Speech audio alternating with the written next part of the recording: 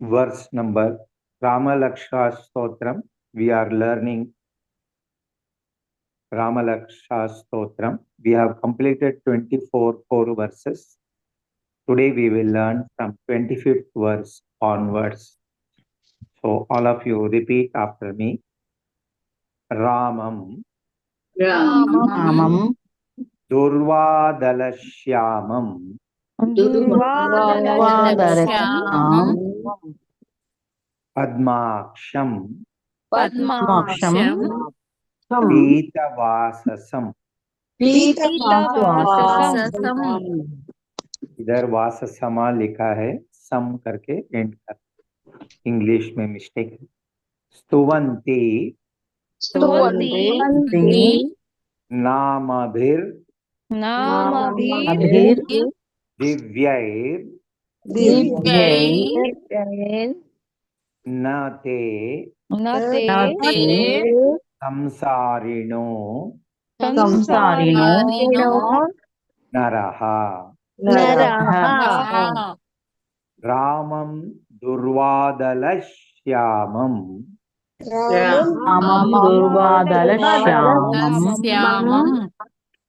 पद्माक्षं पीतवाससं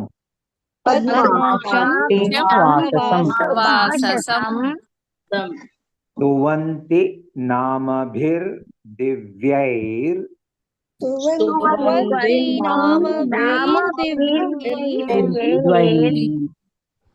normal course में यहाँ break दे रहे तो दिव्य ही बोलेंगे, लेकिन टेक्निकली ये विष्णु सहस्रनाम के हिसाब से the entire line is to be set, so the entire line is considered totally.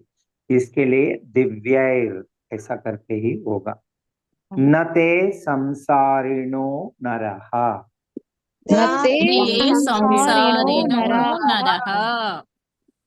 रामं दुर्वादलश्यामं पद्माक्षं पीतवाससं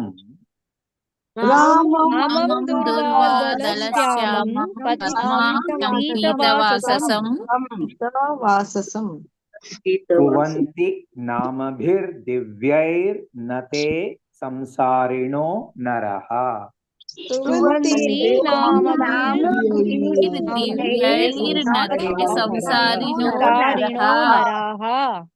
पूरा श्लोक। रामं दुर्वादलश्यामं पद्माक्षं पीतवाससं स्तुवन्ति नामभिर्दिव्यैर्न ते संसारिणो नरः।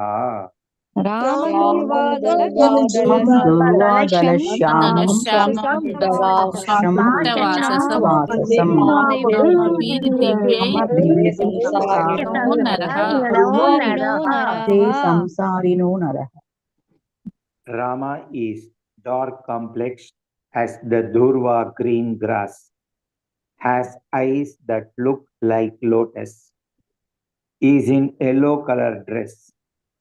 He who praises the powerful Ramanamam originating from the navel will have his difficulties removed. Ramam Durvadalashyamam Ramam Durvadalashyamam Ramam Durvadalashyamam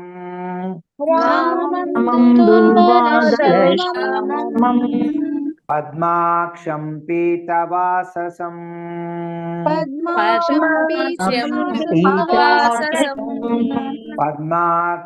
Pitavasasam स्तुवन्ति नामभिर्दिव्यैर् स्तुवन्ति नामभिर्दिव्यैर् स्तुवन्ति नामभिर्दिव्यैर् ते संसारिणो नरः।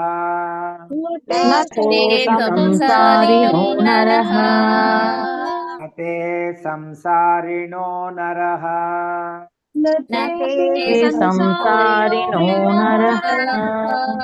रामं दुर्वादलश्यामं पद्माक्षं पीतवाससं रामं दुर्वादलश्यामं पद्माक्षं पीतवाससं रामं दुर्वादलश्यामं पद्माक्षं पीतवाससं रामं दुर्वादलश्यामं दुर्वादलश्यामं पद्माक्षं पीतवाससं स्तुवन्ति नामभिर्दिव्यैर्नते संसारिणो नरः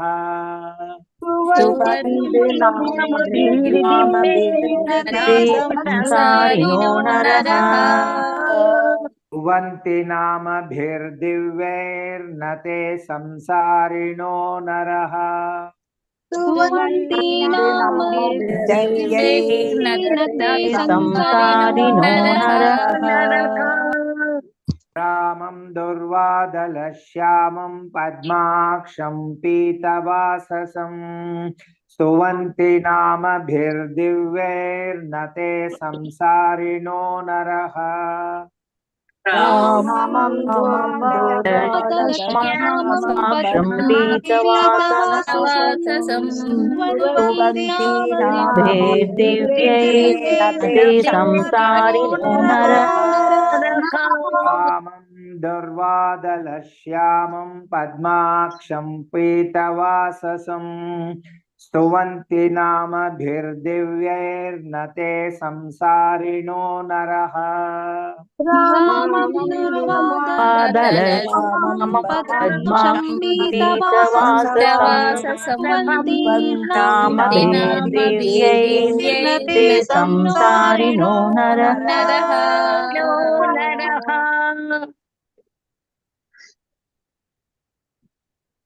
Verse is also little bit difficult. It is also in the same tune like Shirodhanvat Pradesh.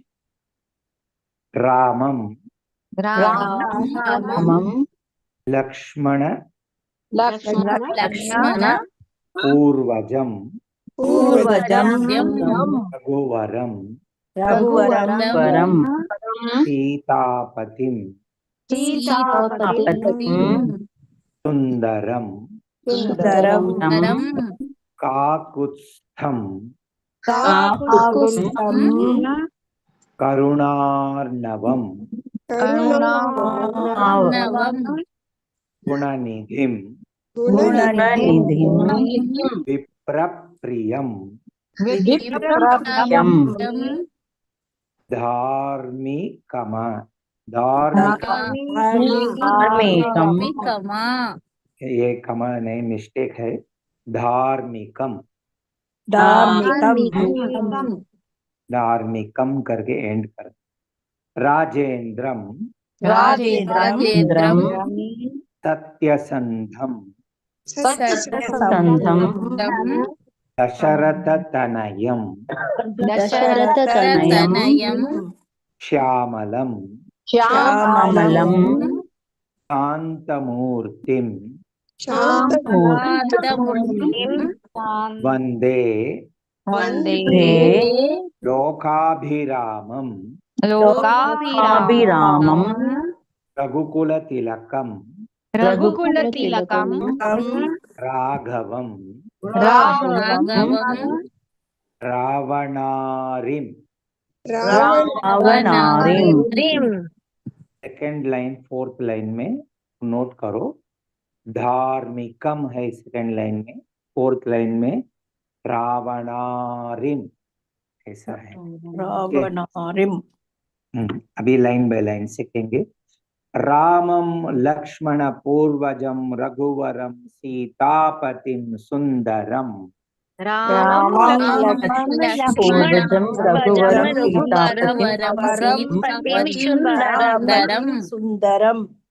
काकुत्स्थं करुणार्णवं गुणनिधिं विप्रप्रियं धार्मिकम्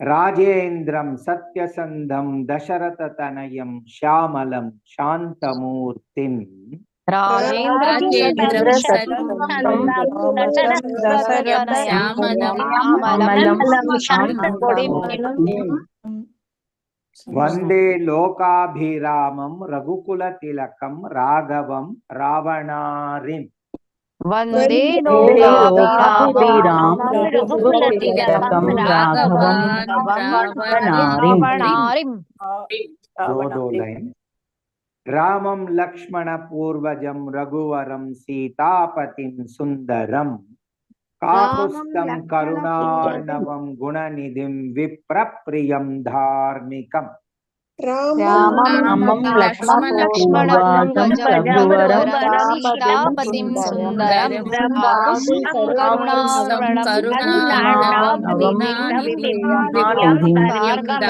प्रियं धार्मिकम् राजेन्द्रं सत्यसंधं दशरथतनयं श्यामलं शान्तमूर्तिं वंदे लोकाभिरामं रघुकुलतिलकं राघवं रावणारिम् राजेन्द्रं सत्यसन्धं दशरथतनयं श्यामलं शान्तमूर्तिं लोकाभिरामं राघवं रावणारिं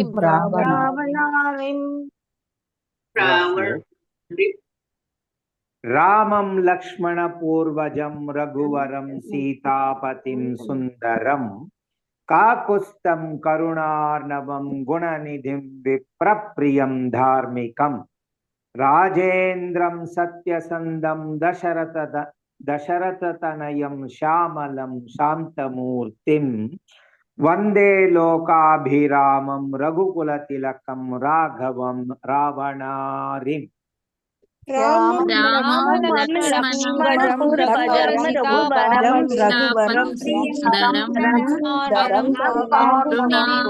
राजेन्द्रं धार्मिकं राजेन्द्रं सत्यं दशरथतनयं शान्तमूर्तिं लोकाभिरामं राघवं रावणारिं राघवं रावणारिं Let us see the translation. Salutations to Lord Rama, who is elder to Lakshmana, boon to Raghu dynasty, husband of Sita, beautiful descendant of Kakustha dynasty, ocean of kindness, treasure of good qualities, likes scholars, always follows the right path, best of kings, truthful, son of Dasharatha, dark complexioned and peaceful Lord.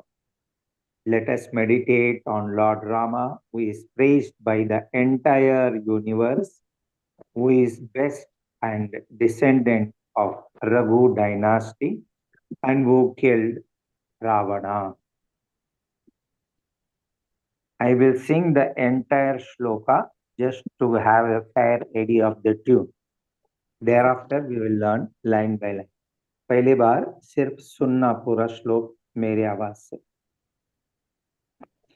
रामं लक्ष्मण पूर्वजं रघुवरं सीतापतिं सुंदरम काकुत्स्थं करुणार्णवं गुणनिधिं विप्रप्रियं धार्मिकम् राजेन्द्रं सत्यसंधं दशरथतनयं श्यामलं शान्तमूर्तिं वंदे लोकाभिरामं रघुकुलतिलकं राघवं रावणारिम्. So now repeat after me. Line by line सीखेंगे. रामं लक्ष्मण पूर्वजं रघुवरं सीतापतिं सुंदरम रामं लक्ष्मणं पूर्वजं रघुवरं सीतापतिं लक्ष्मणम ऐसा पूरा शब्द नहीं है, वो नोट करो, लक्ष्मणा है सिर्फ।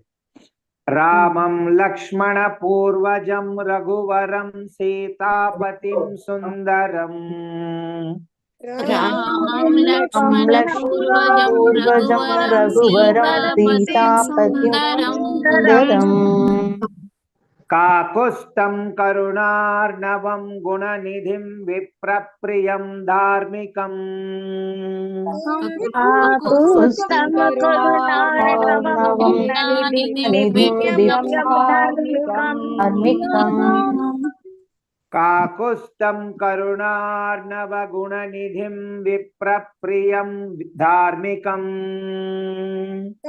काकुत्स्थं करुणार्णवं गुणनिधिं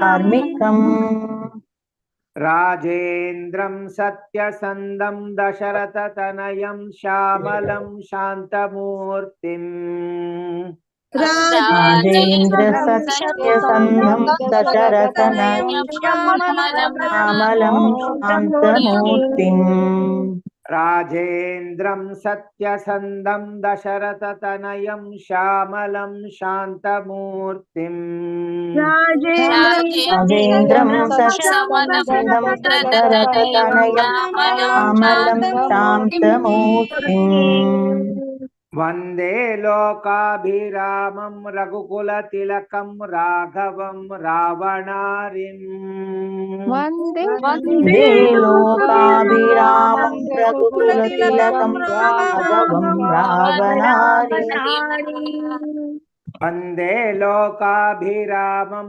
रघुकुलतिलकं राघवं रावणारिम् लोकाभिरामं रघुकुलतिलकं राघवं रावणारिम् दो लाइन एक साथ रामं लक्ष्मणपूर्वजं रघुवरं सीतापतिं सुन्दरम् काकुत्स्थं करुणार्णवं गुणनिधिं विप्रप्रियं धार्मिकम् रामं लक्ष्मणपूर्वजं रघुवरं सीतापतिं सुन्दरम् काकुत्स्थं करुणार्णवं गुणनिधिं विप्रियं धार्मिकम् रामं लक्ष्मणपूर्वजं रघुवरं सीतापतिं सुन्दरम् काकुत्स्थं करुणार्णवं गुणनिधिं विप्रप्रियं धार्मिकम् रामं लक्ष्मणपूर्वजं रघुवरं सुन्दरम् काकुत्स्थं करुणार्णवं गुणनिधिं विप्रियं धार्मिकम् राजेन्द्रं सत्यसन्धं दशरथतनयं श्यामलं शान्तमूर्तिम् वन्दे लोकाभिरामं रघुकुलतिलकं राघवं रावणारिम् राजेन्द्रं सत्यसन्धं श्यामलं शान्तमूर्तिम् वन्दे लोकाभिरामं राघवं रावणारिम् राजेन्द्रं सत्यसन्धं दशरथतनयं श्यामलं शान्तमूर्तिम् वन्दे लोकाभिरामं रघुकुलतिलकं राघवं रावणारिम् राजेन्द्रं सत्यसन्धं दशरथतनयं श्यामलं शान्तमूर्तिम् वन्दे लोकाभिरामं रघुकुलतिलकं राघवं रावणारिम् entire shloka रामं लक्ष्मणपूर्वजं रघुवरं सीतापतिं सुन्दरम् काकुत्स्थं करुणार्णवं गुणनिधिं विप्रप्रियं धार्मिकम् राजेन्द्रं सत्यसन्धं दशरथतनयं श्यामलं शान्तमूर्तिम् वन्दे लोकाभिरामं रघुकुलतिलकं राघवं रावणारिम् रामं लक्ष्मणपूर्वजं रघुवरं सीतापतिं सुन्दरम् आकस्तं करुणार्णवं गुणनिधिं प्रियं प्रियं धार्मिकम् राजेन्द्रं सत्सङ्गं सत्सङ्गं तनयं श्यामलं शान्तमूर्तिम् शान्तमूर्तिम् लोकाभिरामं लोकाभिरामं रघुकुलतिलकं रावणारिम् Pura shlok. One more time. Ramam Lakshmana Purvajam Raghuvaram Sitapatim Sundaram Kakustam Karunarnavam Gunanidhim Viprapriyam Dharmikam Rajendram Satyasandam Dasharatatanayam Shamalam Shantamurtim Vande Lokabhiramam Raghukulatилakam Raghavam Ravanarim रामं लक्ष्मणपूर्वजं रघुवरं सीतापतिं सुन्दरम् आकस्तं करुणार्णवं गुणनिधिं प्रियं धार्मिकम् राजेन्द्रं सत्सङ्गतनयं श्यामलं वन्दे लोकाभिरामं तिलकं राघवं रावणारिम् हरे कृष्णा। आज सीखा हुआ श्लोक एक बार मेरे से पारायण हुआ 25 and 26. Simply listen. रामं दुर्वादलश्यामं पद्माक्षं पीतवाससं स्तुवन्ति नामभिर्दिव्यैर्नते संसारिणो नरः रामं दुर्वादलश्यामं भस्माक्षं पीतवासनं Mataji, it is only by me. Okay, you have to simply listen at the conclusion. Ramam Lakshmana Purvajam Raghuvaram Sitapatim Sundaram Kakustam Karunarnavam Gunanidhim Viprapriyam Dharmikam Rajendram Satyasandam Dasharatatanayam Shamalam Shantamurtim Vande Lokabhiramam Raghukulatилakam Raghavam Ravanarim. Repeat after me. Hare Krishna, Krishna Krishna, Hare Hare. हरे कृष्णा हरे Krishna Krishna Hare Hare Hare Rama, Rama Rama, Hare Hare. हरे राम हरे राम